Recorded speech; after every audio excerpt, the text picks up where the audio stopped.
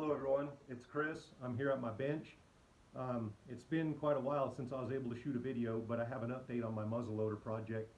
So I put the iron sights on the gun and I attempted to zero it with the factory iron sights.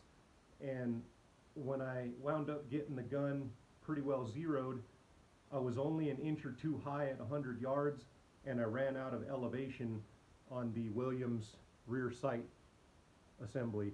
So it was about like that. I could have moved it up a little more, but then I'd have been close to the end of the ramp. Kind of hard to see. But I had that thing maxed out, and I could only achieve about 2 to 3 inches high at 100 yards with that gun. And for my MPBR0, I needed to be somewhere around 7 inches high.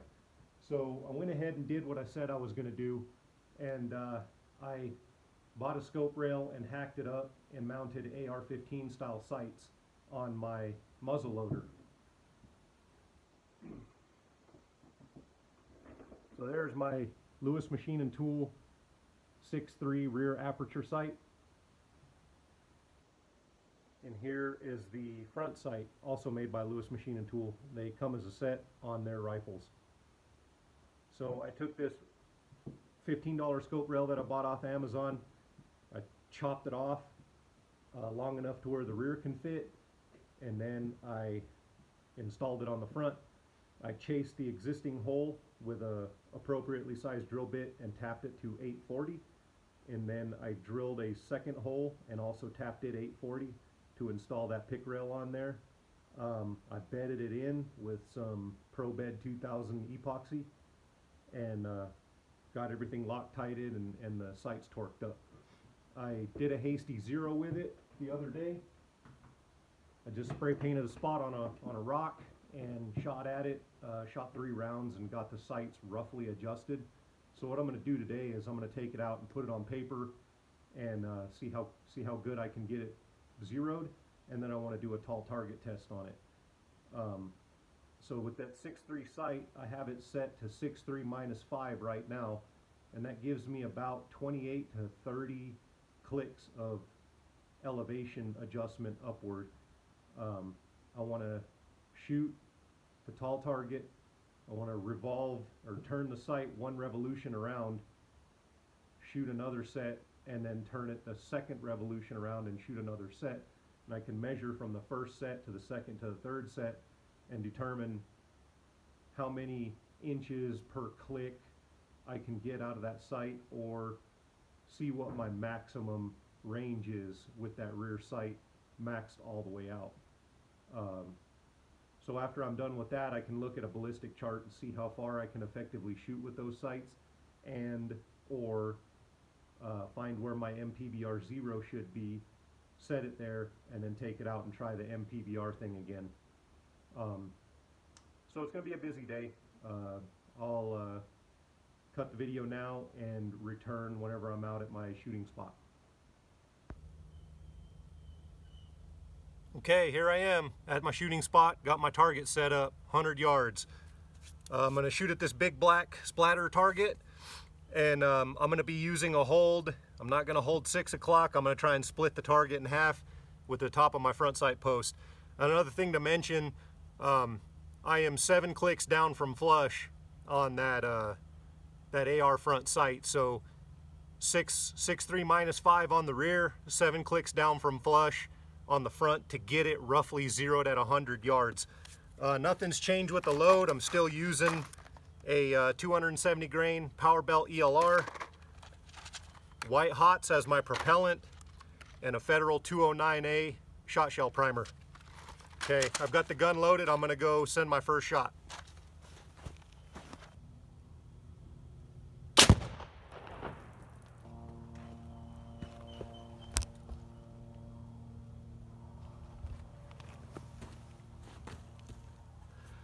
Okay, that's not bad. Looks like my elevation is pretty well on it. I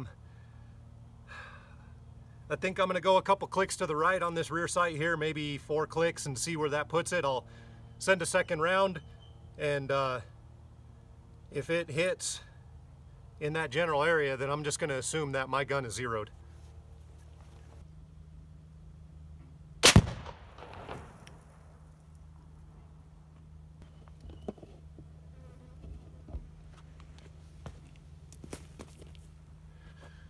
Okay, definitely move back to the right. It's a little higher than before.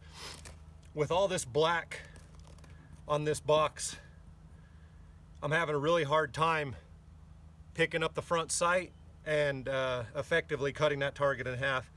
In hindsight, I should have probably put it on a different side of the box that's got more white on it. Then it would have been a lot easier.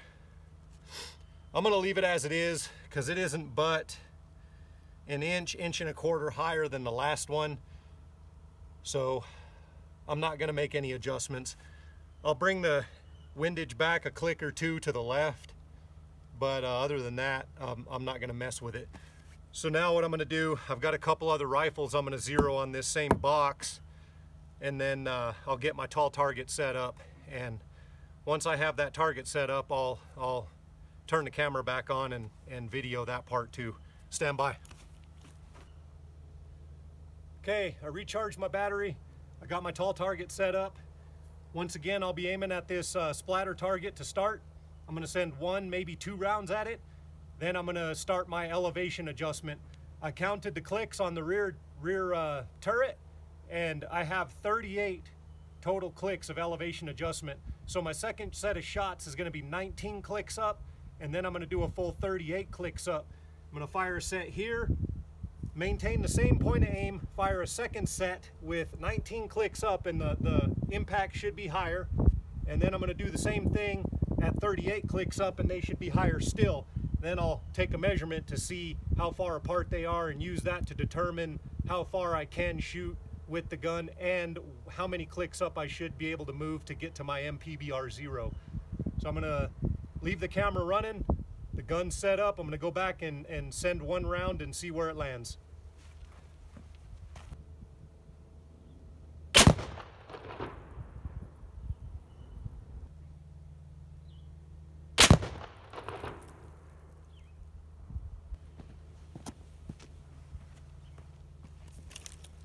Okay, that didn't move as much as I expected it to, but that's okay. That's probably 6 to 8 inches right there. I'm gonna clean the gun, shoot another one with that exact same adjustment just for confirmation, see how close it is, and then I'll put 19 more clicks up on the elevation.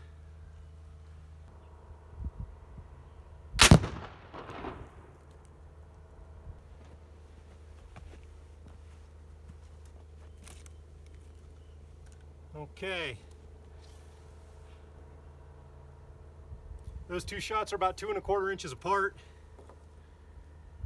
Second one's about 1.5 inches above the first one.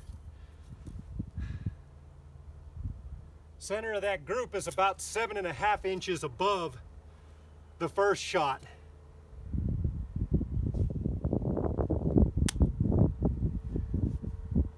So the sight, 19 clicks up, is lined up with the 5 for the 500 meter or whatever on a M4 or AR. I'm gonna go up another 19 clicks, and I'm gonna send a round, and I'm hoping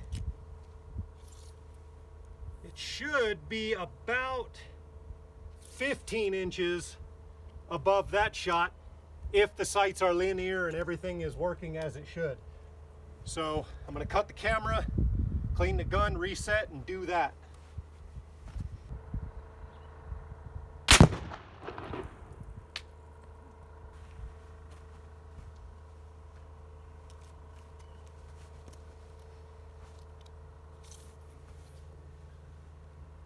Wow, 15 inches. Seems pretty predictable. I got one at about 6 3/4, one at about 8 1/4. Somewhere between that's probably 7.5 inches, give or take. Then you got, it's actually about 14 3/4 of an inch. So that right there shows how much elevation I can get out of these sights. That's the maximum elevation I can get. So now I can look at a drop chart with a 100-yard zero and compare, find out what 14 inches equals in yardage, basically, and then I can test that at a later date. I can also use this to roughly determine inch value per click on this sight. So I'm gonna do that when I get to the house too, and I'll be able to test that out at a later date. So with that, I think my MPBR 0 was supposed to be about 176 yards. So I can find a click value that corresponds to that distance and go out and give it a shot. I'm done with the muzzleloader for the day. I've got 2 other guns I'm going to do a tall target test with. I've got a 6.5 Grendel that my daughter's going to hunt with this year, and I've got my 260 Remington that I built. So I'm going to do a tall target and see how true those turrets are on them scopes. Stand by for my next muzzleloader video. Okay, I'm back here at the shop.